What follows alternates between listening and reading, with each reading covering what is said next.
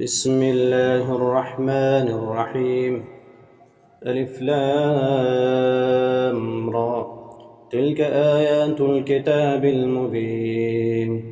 إنا أنزلناه قرآنا عربيا لعلكم تعقلون. نحن نقص عليك أحسن القصص بما أوحينا إليك هذا القرآن وإن كنت من قبله لمن الغافلين. إذ قال يوسف لأبيه يا أبت إني رأيت 11 كوكبا والشمس والقمر رأيتهم لي ساجدين. قال يا بني لا تقصص رؤياك على إخوتك فيكيدوا لك كيدا إن الشيطان للإنسان عدو مبين. وكذلك يجتبيك ربك ويعلمك من تأويل الأحاديث ويتم نعمته عليك وعلى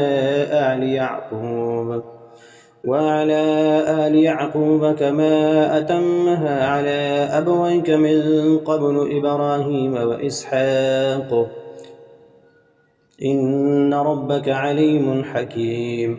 لقد كان في يوسف وإخوته آيات للسائلين إذ قالوا ليوسف وأخوه أحب إلى أبينا منا ونحن عصبة إن أبانا لفي ضلال مبين.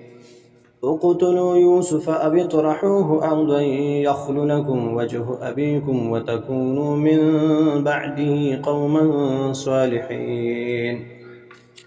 قال قائل منهم لا تقتلوا يوسف وألقوه في غيابة الجب يلتقطه بعد السيارة إن كنتم فاعلين. قالوا يا أبانا ما لك لا تأمنا على يوسف وإنا له لناصحون أرسله معنا غدا يرتع ويلعب وإنا له لحافظون. قال إني ليحزنني أن تذهبوا به وأخاف أن يأكله الذئب وأنتم عنه غافلون. قالوا لئن أكله الذئب ونحن عصبة إنا إذا لخاسرون. فلما ذهبوا به وأجمعوا أن يجعلوه في غيابة الجب وأوحينا إليه لتنبئنهم بأمرهم هذا وهم لا يشعرون. وجاءوا أباهم عشاء يبكون. قالوا يا أبانا إنا ذهبنا نستبق وتركنا يوسف عند متاعنا فأكله الذئب وما أنت بمؤمن لنا ولو كنا صادقين. وجاءوا على قميصه بدم كذب قال بل سولت لكم أنفسكم أمرا فصبر جميل والله المستعان على ما تصفون. وجاءت سيارة فأرسلوا واردهم فأدلى دلوه قال يا بشرى هذا غلام وأسروه بضاعة والله عليم بما يعملون. وشروه بثمن بخس دراهم معدودة وكانوا فيه من الزاهدين. وقال الذي اشتراه من مصر لامرأته أكرمي مثواه عسى أن ينفعنا أو نتخذه ولدا وكذلك مكنا ليوسف في الأرض ولنعلمه من تأويل الأحاديث والله غالب على أمره ولكن أكثر الناس لا يعلمون. ولما بلغ أشده آتيناه حكما وعلما وكذلك نجزي المحسنين. وراودته التي هو في بيتها عن نفسه وغلقت الأبواب وقالت هيت لك قال معاذ الله إنه ربي أحسن مثواي إنه لا يفلح الظالمون. ولقد همت به وهم بها لولا أن رأى برهان ربه كذلك لنصرف عنه السوء والفحشاء إنه من عبادنا المخلصين. واستبق الباب وقدت قميصه من دبر وألف يا سيدها لدى الباب. قالت ما جزاء من أراد بأهلك سوءا إلا أن يسجن أو عذاب أليم. قال هي راودتني عن نفسي وشهد شاهد من أهلها إن كان قميصه قد من قبل فصدقت وهو من الكاذبين وإن كان قميصه قد من دبر فكذبت وهو من الصادقين. فلما رأى قميصه قد من دبر قال إنه من كيدكن إن كيدكن عظيم. يوسف أعرض عن هذا واستغفري لذنبك إنك كنت من الخاطئين. وقال نسوة في المدينة امرأة العزيز تراود فتاها عن نفسه قد شغفها حبا إنا لنراها في ضلال مبين. فلما سمعت بمكرهن أرسلت إليهن وأعتدت لهن متكأ وآتت كل واحدة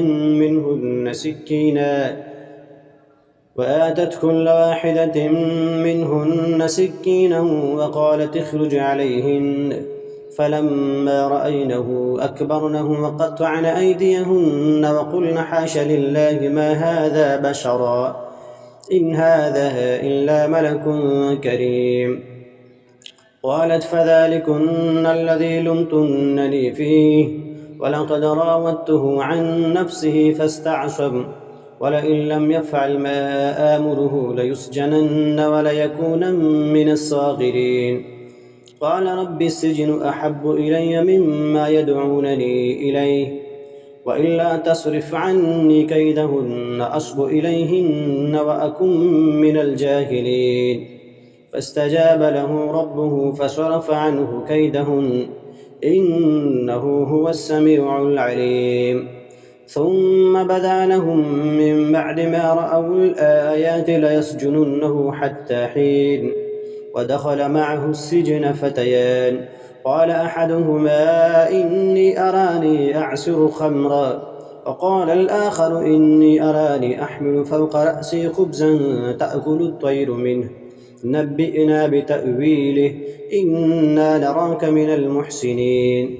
قال لا يأتيكما طعام ترزقانه إلا نبأتكما بتأويله قبل أن يأتيكما ذلكما مما علمني ربي إني تركت ملة قوم لا يؤمنون بالله وهم بالآخرة هم كافرون واتبعت ملة آبائي إبراهيم وإسحاق ويعقوب ما كان لنا أن نشرك بالله من شيء ذلك من فضل الله علينا وعلى الناس ولكن أكثر الناس لا يشكرون.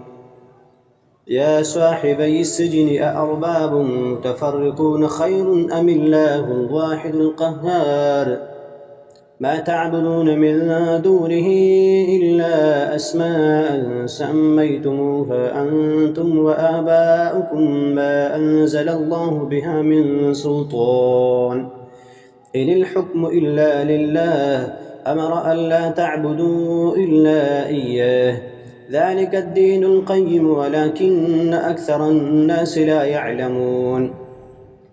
يا صاحبي السجن أما أحدكما فيسقي ربه خمرا وأما الآخر فيسلب فتأكل الطير من رأسه قضي الأمر الذي فيه تستفتيان. وقال للذي ظن أنه ناج منهم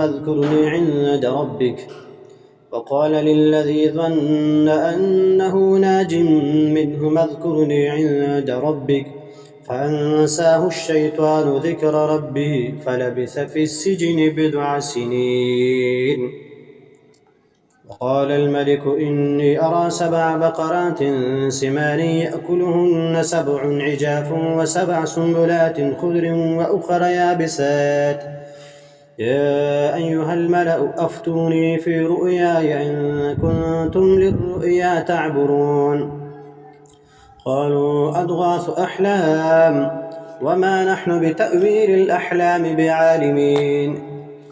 وقال الذي نجا منهما وادكر بعد أمة أنا أنبئكم بتأويله فأرسلون.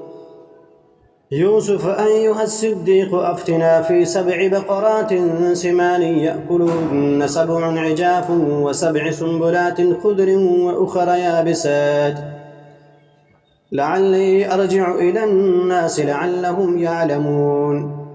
قال تزرعون 7 سنين دأبا فما حصدتم فذروه في سنبله إلا قليلا مما تأكلون ثم يأتي من بعد ذلك 7 شداد يأكلن ما قدمتم لهن إلا قليلا مما تحسنون ثم يأتي من بعد ذلك عام فيه يغاث الناس وفيه يعصرون.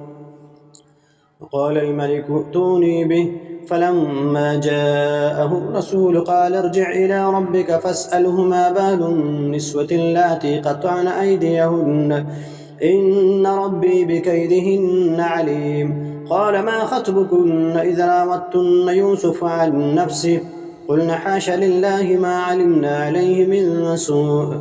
قالت امرأة العزيز الآن حصحص الحق أنا راودته عن نفسه وإنه لمن الصادقين. ذلك ليعلم أني لم أخنه بالغيب وأن الله لا يهدي كيد الخائنين.